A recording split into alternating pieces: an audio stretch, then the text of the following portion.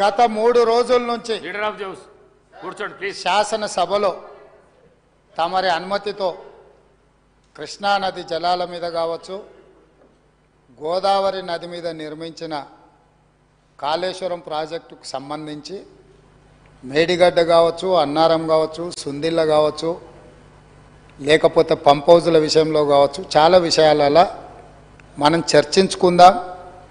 చూసి వచ్చి ఈ సభలో వాస్తవాల ప్రాతిపదికన చర్చ జరపాలి అని తమరి అనుమతితోటి మనం నిర్ణయం తీసుకున్నాం.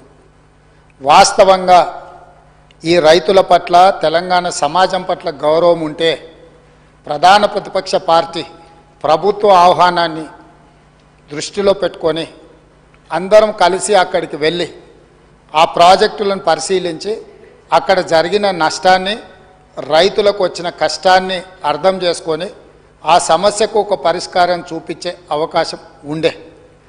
రాకపోను కొత్తగా వచ్చిన ప్రభుత్వమే ఏదో తప్పు చేసినట్టు, ఈ తప్పుకు కొత్తగా వచ్చిన వాళ్ళే బాధ్యత అయినట్టు, అదేవిధంగా పదే పదే భాష గురించి, మాటల గురించి మీరు ఇట్లా అంటున్నారు, మీరు అట్లా అంటున్నారు, మమ్మల్ని గౌరవిస్తలేరు అని ఏదైతే చర్చ జరుగుతుందో, మాజీ ముఖ్యమంత్రి గారు నిన్న నల్గొండ జిల్లాలో వాడిన భాష మీద చర్చ చేద్దామా అధ్యక్ష?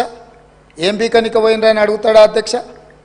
మాజీ ముఖ్యమంత్రిగా 10 ఏళ్ళు పనిచేసి, కేంద్ర మంత్రిగా పనిచేసి, రాష్ట్ర మంత్రిగా పనిచేసి, శాసనసభ్యుడిగా పనిచేసి, పార్లమెంటుగా పనిచేసి, గొప్పలు చెప్పుకొని జబ్బలు జరుచుకునే ఉద్యమకారుని అనేట ఆయన ప్రధాన ప్రతిపక్ష పార్టీ హోదాలో ఉండి ఒక రాష్ట్ర ముఖ్యమంత్రిని పట్టుకొని ఏం బీకనిక పోయినావు అని అడిగితే, రా ఇప్పటికే ప్రజల్ని ప్యాంటు ఊడబిక్కురు, ఉన్న అంగి చొక్కా కూడా ఊడబిక్కాం.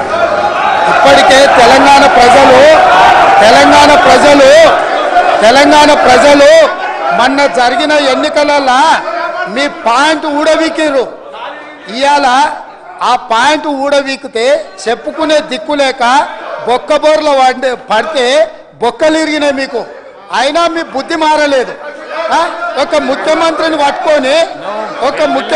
పట్టుకొని ఏం బీకనిక పోయినావని అడుగుతారా అధ్యక్ష? ఇది పద్ధత?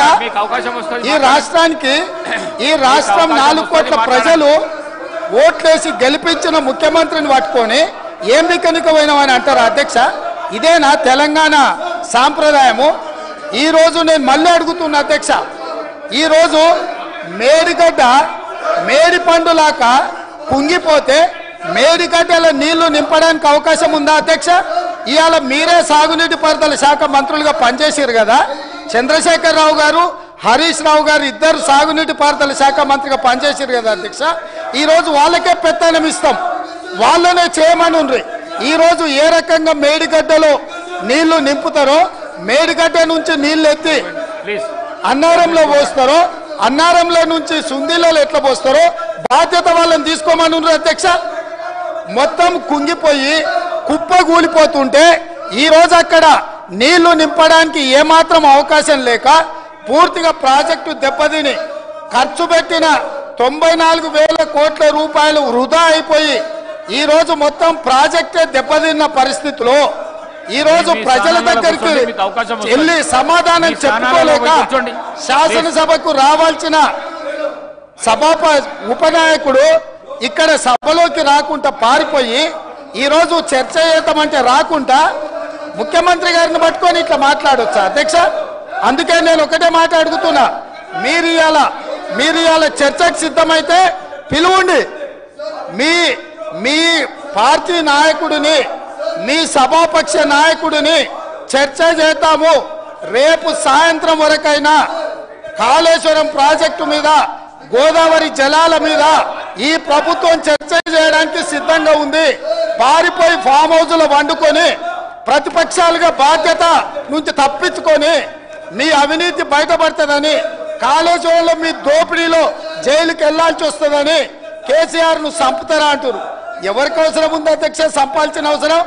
సచిన పావును ఎవడైనా చంపుతారా అధ్యక్ష? మొన్నటి ఎన్నికలలో ప్రజలు ఆ పావును చేత్తో కాదు కట్టెతో కొట్టిరు అధ్యక్ష. ఆ పాము ఆల్రెడీ సచ్చింది. సచ్చిన పావును చంపాల్సిన అవసరం మాకే ఉంది అధ్యక్ష. ఈ రోజు సానుభూతి కోసము వీల్ చైర్ నాటకాలు, వీధి నాటకాలు ఏంటి అధ్యక్ష? ఇది ఈ రోజు అవకాశం వచ్చినప్పుడు ఈ మాట్లాడండి సభలో ప్లీజ్. చర్చ చేయడానికి ప్రభుత్వం సిద్ధంగా ఉంది. ప్లీజ్ నిజాయితీ ఉంటే, మీరు అవినీతికి పాల్పడకపోతే, మీరు చెప్పినట్టు మేడిగడ్డలో 2, 3 పిల్లర్లు కుంగిపోతే దాని మీద తీసుకోవాల్సిన నిర్ణయాల మీద మాజీ ముఖ్యమంత్రి గారు చంద్రశేఖరరావు గారిని సభలోకి రమ్మనుండ్రి. చర్చ చేయడానికి ప్రభుత్వం సిద్ధంగా ఉంది. పారిపోయి అక్కడెక్కడో పోయి ఆడేదో ప్రగల్భాలు ఏంది అధ్యక్ష? రమ్మనుండ్రి సభకు. వాస్తవాల మీద చర్చ చేస్తాం, మొత్తం ఇక్కడ పెడతాం. ఇవాళ ఆయన తప్పించుకుంటాడు, ఈయన వచ్చి ఈడ కొత్త మాటలు చెప్తాడు ఈడ. కాబట్టి అధ్యక్ష, దీని మీద ఇప్పుడు జరుగుతున్న చర్చ దేని మీద జరుగుతుందో ఆ విషయం మీద చర్చించమని ఉంది. ఎట్లాగూ సాగునీటి ప్రాజెక్టుల మీద శ్వేతపత్రం పెట్టడానికి మా ప్రభుత్వం సిద్ధంగా ఉంది. మీరు ఏమేమి విషయాలు ఉన్నాయో, ఏమేమి చర్చ చేయదలుచుకుందో మొత్తానికి మొత్తం శ్వేతపత్రం సందర్భంగా చర్చ చేద్దాం. లేదు కాళేశ్వరం మీద మీరు చర్చ అంటారా? దానికోసం ప్రత్యేకంగా తమ సమయం కేటాయించండి. కాళేశ్వరం మీద చర్చ చేయడానికి మేము సిద్ధంగా ఉన్నాం అధ్యక్ష. కడియం శ్రీహరి గారు, కడియం శ్రీ మీ స్థానాలలో కూర్చోండి ప్లీజ్.